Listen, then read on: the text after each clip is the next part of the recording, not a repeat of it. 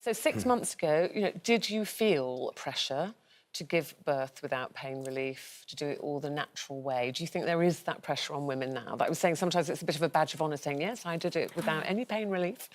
Well, I think there's a perceived pressure, but I also think it's up to the individual as to what that pressure may be.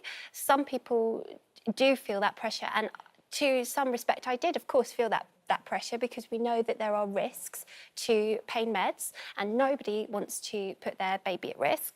But we've also got to be realistic. We have an NHS that's underfunded and overstretched, and therefore pain relief is a valid option for women who have not prepared themselves for the realities of childbirth. So you are, you're a writer, an author, and you are very interested in promoting hypnobirthing, which you practice yourself. You've got 3 children. Yes. Just tell us your 3 experiences of birthing. Sure. I had a really traumatic first birth. I did what many, many women that I've then gone on to teach do, which is to go with the flow and to not do much preparation and to trust that the midwife will waft me in like a queen and it'll all be lovely. But the reality was a traumatic experience in London, which meant that my second birth was considered a healing birth.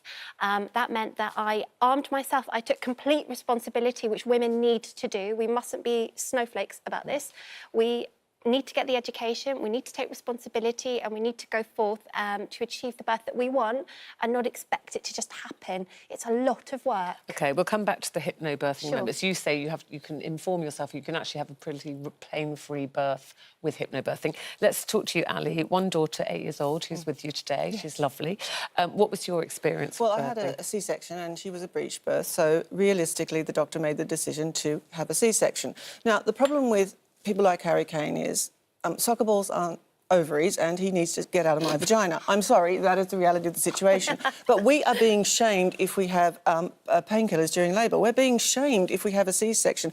Women are taking on women and saying, you know what, I don't think you should have done that. But people and you said it yourself, that women aren't prepared. But we are prepared. No, we are. We are prepared. We are wholly underprepared. Women are scared to ask the question. Women are scared to ask, what does a C-section mean? Women shouldn't be scared to ask the question, because if they went to a hypnobirthing like KG Hypnobirthing you know what? does, I'm sorry. Royal College of Midwife accredited course, isn't a solution. It's not going to be the solution for everybody. It absolutely is a big solution because it's a complete antenatal education programme that you learn I'm sorry. how to handle the P word. Why does that matter to you? Why is that your concern? Because I suffered, and many women, birth trauma have an approximation of up to 20,000 women traumatised by birth because they didn't have the right preparation, education, or responsibility for it. They didn't. There is. That's because women are being shamed. They're being told that a normal birth, women need to stop being snowflakes, Ruth and Eamonn, get with it is actually and deal with it. We can do it. Can I just give you this? Can I give you this from a man's perspective? We can do it. First of all, I think somebody like Harry Kane is simply saying,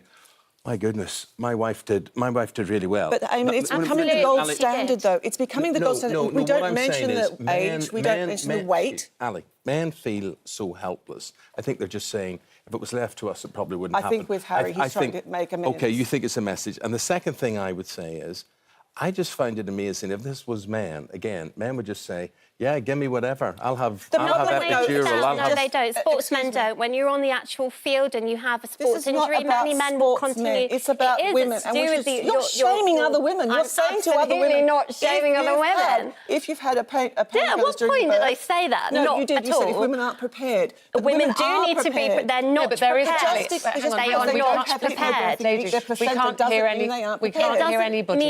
If you're talking over each other. To say, you've made your point. Let's have Ali's. I think the reality is women are shaming other women. Women are being shamed if they have painkillers. The reality of the situation is the natural birthing, and I don't like the word natural birthing because it basically says to any other women, if you had painkillers, then it's unnatural, abnormal. It's not. All births are births unto themselves. And the reality is women should not be scared to use painkillers. Women should be there because it's a doctor's decision. Again, I am just shocked and fascinated as a man that this creates so much. It does, because I still do believe that with men would just say whatever it takes. Have you been on Facebook recently?